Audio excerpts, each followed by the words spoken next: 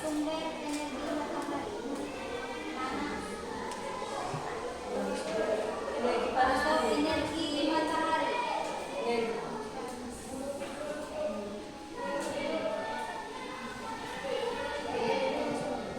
Oke, baik. Energi matahari menggunakan sinar mataharinya untuk mengeringkan pakaian kita. Jadi dia tidak akan habis dan tidak akan habis. Misalnya yang pertama itu energi matahari. Ada yang tahu atau pernah melihat sinar matahari? Setiap hari. Setiap hari. Energi matahari menggunakan sinar matahari untuk menghasilkan listrik melalui panel surya. Energi matahari menghasilkan listrik. Kegunaannya itu, misalnya kita menjemur pakaian. Banyak sekali manfaatnya. Yang pertama itu menjemur pakaian. Di saat pakaian kita basah, ada sinar matahari untuk mengeringkan pakaian kita. Lalu yang kedua itu energi angin. Ada yang tahu?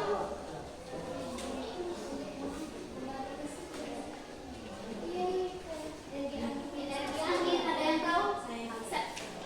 Menggunakan kekuatan angin untuk menggerakkan turbin yang menghasilkan listrik. Pernah melihat turbin? Seperti kipas angin. Di Belanda, di saat turbin tersebut berdiri tegak dan hempasan angin yang keras menempa si turbin tersebut. Jadi turbin tersebut, ketika angin tersebut menempa dia, turbin tersebut akan berputar seperti kipas angin. Jadi ada aliran listriknya. Yang kedua, yang ketiga itu energi air. Ada yang tahu? Saya Bu. Energi air menghasilkan listrik dari aliran air melalui bendungan atau sungai. Pernah melihat air terjun? Oke. Saya pernah di suatu desa. Desa itu bernama Desa Tombuka. Lebih tepatnya Boroa. Saya pernah tinggal di situ. Di situ ada sebuah air terjun yang mengalir dari kali. Alirannya itu menghembus ke bawah. Pernah lihat situasi air terjun bagaimana? Menghasilkan listrik dari aliran air atau menghasilkan listrik dari aliran sungai. Oke. Yang berikut energi panas bumi. Saya Bu. Menggunakan panas alami dari dalam bumi untuk menghasilkan listrik atau pemanas. Yang berikutnya energi biomasa.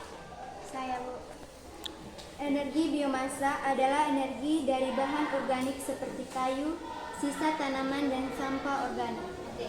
Manfaat energi biomasa itu untuk mengurangi limbah, dapat digunakan untuk menghasilkan listrik atau bahan bakar. Misalnya oli atau minyak tanah. Di saat kita mau bakar api atau bakar kayu, pasang api, di saat apinya kita tidak bisa menyala, kita menggunakan minyak tanah atau oli yang disebut energi biomasa. Oke. Selanjutnya kita masuk ke bentuk-bentuk energi. Nah, sebelum kita masuk ke bentuk-bentuk energi, kita harus terlebih dahulu mengetahui apa sih itu usaha. Ada yang tahu apa itu usaha? Usaha.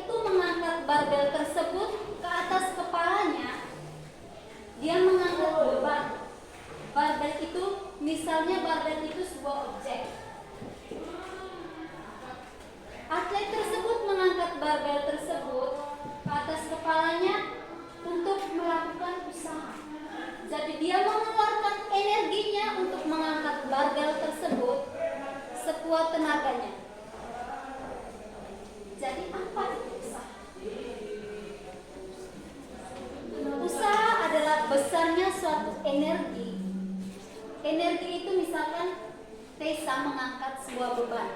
Tessa mengeluarkan energinya semampu untuk mengangkat beban tersebut atau mengangkat objek tersebut ke atas kepalanya atau ke sampingnya. Jadi usaha itu besarnya suatu energi yang diberikan untuk memindahkan sebuah benda atau objek.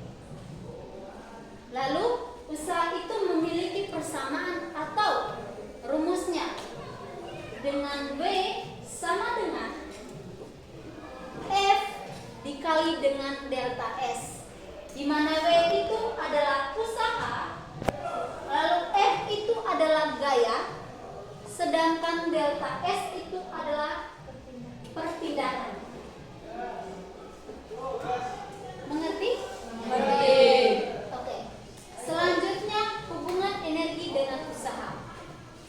Usaha dan energi berhubungan erat melalui hukum kekekalan energi ketika suatu gaya melakukan usaha pada suatu benda. Gaya tersebut akan mengubah energi benda tersebut. Misalnya yang pertama, usaha untuk meningkatkan energi kinetik. Ketika suatu benda yang diberikan gaya, benda itu memungkinkan bergerak dan memperoleh energi kinetik. Dalam hal ini, usaha yang dilakukan oleh gaya pada benda tersebut akan mengubah energi kinetik. Hubungan yang kedua, usaha dan energi potensial. Jika gaya yang bekerja adalah gaya konservatif atau seperti gaya gravitasi, usaha yang dilakukan pada benda dapat mengubah energi potensial benda. Misalnya, ketika benda diangkat ke atas atau benda diangkat ke samping kiri atau ke kanan, benda tersebut akan mengubah energi potensial gravitasi. Yang ketiga, hubungan yang ketiga, hukum kekekalan energi. Hukum ini menyatakan bahwa energi total dalam suatu sistem terisolasi tetap atau konstan, energi dapat berubah bentuk. Misalnya dari energi kinetik menjadi energi potensial atau energi thermal. Itu hubungan energi dengan usaha. Paham? Paham. Selanjutnya kita masuk ke bentuk-bentuk energi. Ada yang tahu apa itu bentuk-bentuk energi atau berbagai macam bentuk energi? Oke, Tessa. 1. Energi kimia, 2. Energi potensi gravitasi, 3. Energi kinetik, 4. Energi listrik, dan 5. Energi panas. Yang pertama kita masuk ke energi kinetik. Energi kinetik adalah energi yang dimiliki oleh suatu objek karena gerakannya. Semakin cepat objek bergerak dan semakin besar massa objek tersebut, semakin besar juga energi kinetiknya. Ada yang tahu persamaan energi kinetik?